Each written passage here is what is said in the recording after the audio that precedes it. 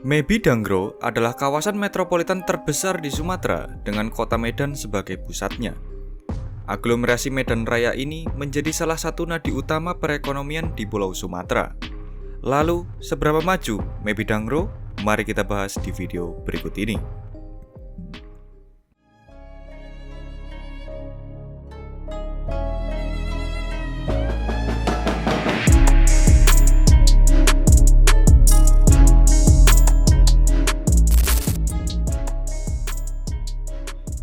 Mebi-Dangro merupakan akronim dari Medan, Binjai, Deli Serdang, dan Karo. Awalnya, kawasan ini bernama Mebidang karena Kabupaten Karo belum termasuk ke dalam wilayah metropolitan tersebut. Barulah pada tahun 2011, kawasan ini resmi diperluas dan diperkenalkan sebagai Mebi-Dangro berdasarkan Perpres nomor 62 tahun 2011 yang ditandatangani oleh Presiden ke-6 Republik Indonesia, yaitu Bapak Susilo Bambang Yudhoyono pada tanggal 6 November 2011. Metropolitan Mebi-Dangro, atau untuk memudahkannya, kita sebut saja Metropolitan Medan, merupakan salah satu dari 10 wilayah metropolitan yang direncanakan oleh Bappenas sebagai strategi pembangunan perkotaan di Indonesia, dengan fokus pada penguatan aglomerasi perkotaan sebagai motor pembangunan dan pertumbuhan ekonomi. Secara strategis, kawasan ini menjadi urat nadi perekonomian Indonesia di bagian barat, khususnya untuk wilayah Sumatera bagian utara yang meliputi Provinsi Sumatera Barat, Provinsi Riau, Sumatera Utara, dan Aceh.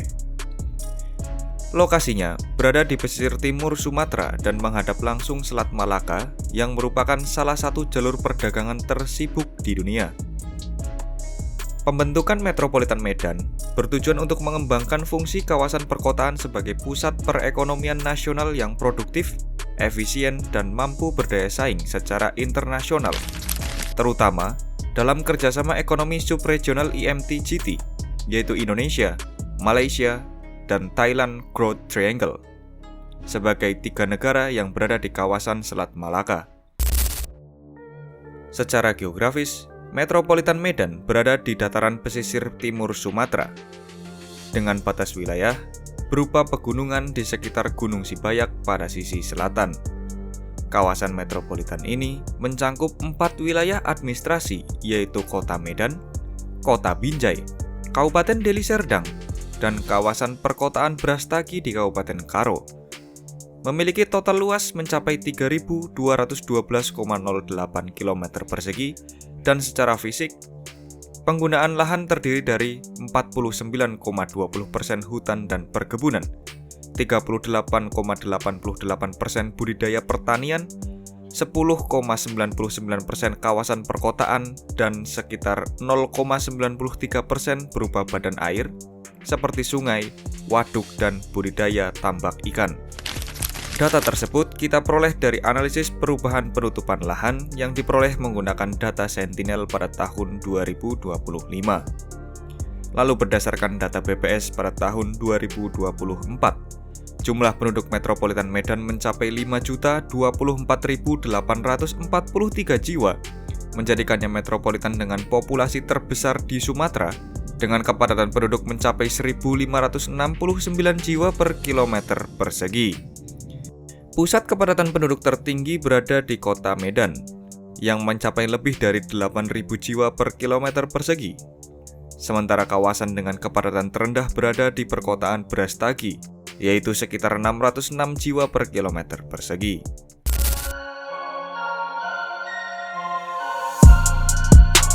Ukuran ekonomi Metropolitan Medan dapat dilihat dari nilai PDRB-nya.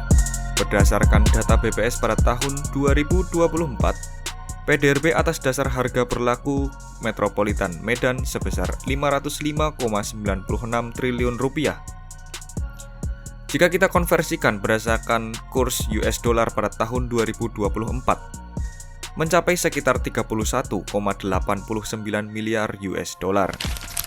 Sementara itu, PDRB Sumatera Utara sebesar 1.146,94 triliun rupiah, yang berarti Metropolitan Medan menguasai hampir setengah ekonomi provinsi tepatnya sekitar 44,11%.